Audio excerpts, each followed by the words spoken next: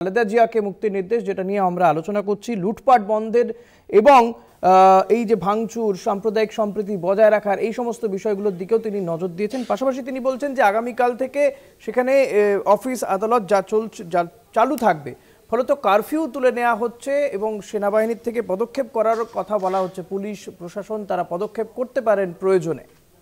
হ্যাঁ, দেখো, মোহাম্মদ শাহাবুদ্দিন বাংলাদেশের রাষ্ট্রপতি তিনি খুব পরিষ্কার করে জানিয়ে দিলেন এবং যে বার্তা তিনি দিলেন সেটা খুব পরিষ্কার যে এই যে অশান্তি, অর্থাৎ যে হিংসাত্মক যে আন্দোলন, সেই আন্দোলনের পথ থেকে সরে আসতে হবে আন্দোলনকারীদের, এবং যাদের মিথ্যা মামলাতে হয়তো যাদের জেলবন্দি করা হয়েছে তাদের মুক্তি দেওয়া হবে, এবং বিএনপির চেয়ারপারসন বেগম খালেদা জিয়া তাকে মুক্তি দেওয়া হবে।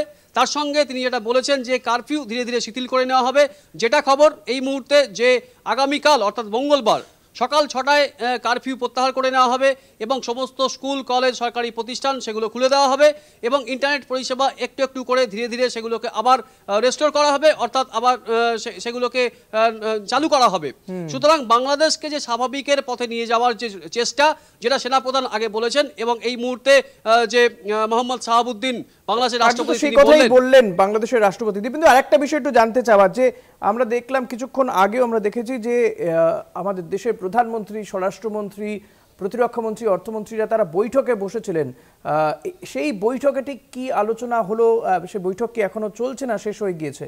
দেখো, এই বৈঠক কিন্তু শেষ হয়ে গেছে এবং বৈঠকে মূলত প্রধানমন্ত্রী নরেন্দ্র মোদী তিনি যে সমস্ত আর যারা মন্ত্রিসভার যা সদস্য ছিলেন, অর্থাৎ এই যে নিরাপত্তা বিষয়ক যে ক্যাবিনেট কমিটি তার বৈঠক ছিল, সেখানে প্রতিরক্ষা মন্ত্রী রাজনাথ সিং ছিলেন, অর্থমন্ত্রী নির্মলা সীতারামন ছিলেন, বিদেশমন্ত্রী এস জয়শঙ্কর ছিলেন, স্বরাষ্ট্রমন্ত্রী অমিত শাহ ছিলেন, জাতীয় নিরাপত্তা উপদেষ্টা অজিত দোভাল ছিলেন। এবং অজিত দোভাল তার আগেই, যেটা আমরা জানি যে অজিত দোভাল তার আগেই হিন্দান এয়ারবেস, যেখানে বাংলাদেশের সদ্য প্রাক্তন প্রধানমন্ত্রী শেখ হাসিনা যিনি ছিলেন, তার সঙ্গে দেখা করেন। প্রায় 1 ঘন্টা তাদের সঙ্গে বৈঠক হয়, তাদের মধ্যে আলোচনা হয়, কথাবার্তা হয়, সমস্ত কিছু পরিস্থিতি খতিয়ে দেখে এবং বাংলাদেশের সামগ্রিক পরিস্থিতির কথা মাথায় রেখে অজিত দোভাল জাতীয় নিরাপত্তা উপদেষ্টা তিনি এই যে নিরাপত্তা বিষয়ক যে ক্যাবিনেট কমিটির বৈঠক, সেই বৈঠকে তিনি ব্রিফ করেন। তিনি একটি রিপোর্টও দিয়েছেন বলে জানা গেছে যে বিদেশমন্ত্রী এস জয়শঙ্কর এবং প্রধানমন্ত্রী নরেন্দ্র মোদীকে তিনি ব্রিফ করেছেন কি পরিস্থিতি রয়েছে বাংলাদেশে এবং বাংলাদেশের পরিস্থিতিকে মাথায় রেখে ভারতের কি পদক্ষেপ করা উচিত।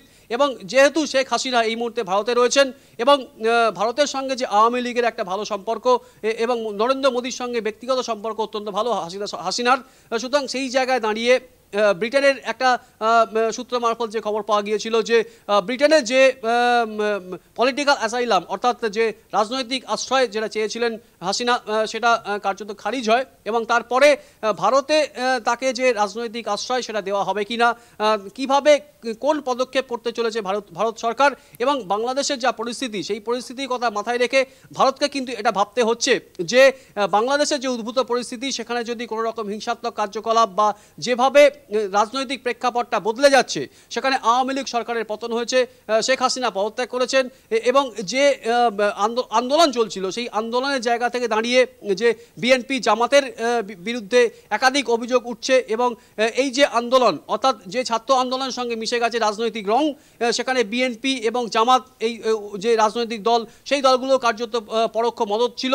সেই জায়গায় দাঁড়িয়ে বাংলাদেশে এই মুহূর্তে যে নৈরাজ্য চলছে, সেই নৈরাজ্যটা কিন্তু বন্ধ করতে হবে। সেনাপ্রধান সেই বার্তা দিয়েছেন, রাষ্ট্রপতি সেই বার্তা দিয়েছেন। সুতরাং এই মুহূর্তে যেটা আশু প্রয়োজন, ভারতের পদক্ষেপ কি হবে সেটা কি পরিষ্কার হলো? সেটা কি জানানো হলো কিছু? দেখো, ভারতের পদক্ষেপ কি হবে সেটা কিন্তু এখনই পরিষ্কার নয়। তার কারণ বাংলাদেশের যা পরিস্থিতি এবং যেহেতু আওয়ামী লীগ সরকার নেই এবং যদি সেখানে যে অন্তর্বর্তী সরকার গঠন হবে, সেই সরকার কাদের নিয়ন্ত্রণে চলবে? সেনার নিয়ন্ত্রণে চলবে, নাকি কোনো রাজনৈতিক দলের যে প্রতিনিধি তিনি মাথায় বসবেন, নাকি সুশীল সমাজের প্রতিনিধি মাথায় বসবেন?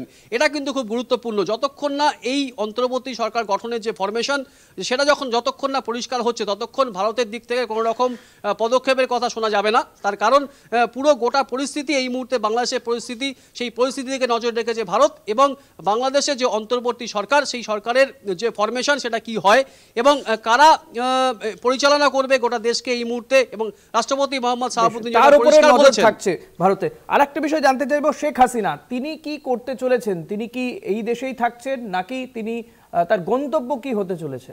দেখো, একটা জিনিস আমি খুব পরিষ্কার করে বলি, সেটা হচ্ছে যে এই মোহাম্মদ শাহাবুদ্দিন, যিনি বাংলাদেশের রাষ্ট্রপতি, তিনি কিন্তু এটা বলেছেন যে অন্তর্বর্তী সরকার খুব দ্রুত গঠন হবে এবং তারপরে নির্বাচনের দিকে এগোতে হবে, অর্থাৎ এই অন্তর্বর্তী সরকার নির্বাচনের দিকে যাবে।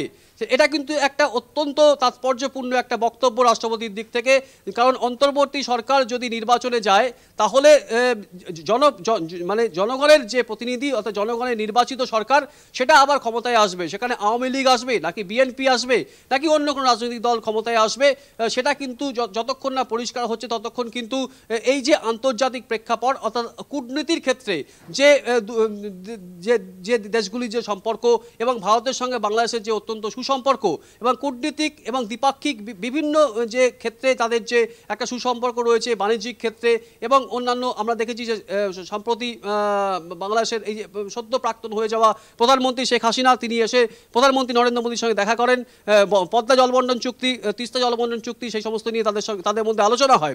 সুতরাং এই মুহূর্তে দাঁড়িয়ে ভারতের পদক্ষেপ কি হতে চলেছে, ভারত ঠিক এই যে বাংলাদেশের যে অস্থির পরিস্থিতি, অস্থির রাজনৈতিক পরিস্থিতি, সেই জায়গায় দাঁড়িয়ে ভারত কোনো অবস্থান নেয়, সেটা একটা যেমন বিষয়, তার সঙ্গে এটাও কিন্তু আমাদের লক্ষ্য রাখতে হবে যে শেখ হাসিনা তার অবস্থান কি হয়, তিনি ভারতে থাকবেন নাকি তিনি লন্ডনে উড়ে যাবেন, সেদিকেও কিন্তু আমাদের নজর থাকবে। অনেক ধন্যবাদ দীপেন্দু। কথা বলছিলাম অ্যাসাইনমেন্ট হেড দীপেন্দু ঘোষের সঙ্গে। নিঃসন্দেহে বাংলাদেশের পরবর্তী সরকার কারা গঠন করে এবং সেখানে কি সেনা শাসন হয় নাকি কোনো রাজনৈতিক দল সেই সরকারের মাথায় থাকে, সেদিকে ভারত সরকারও নজর রাখছে।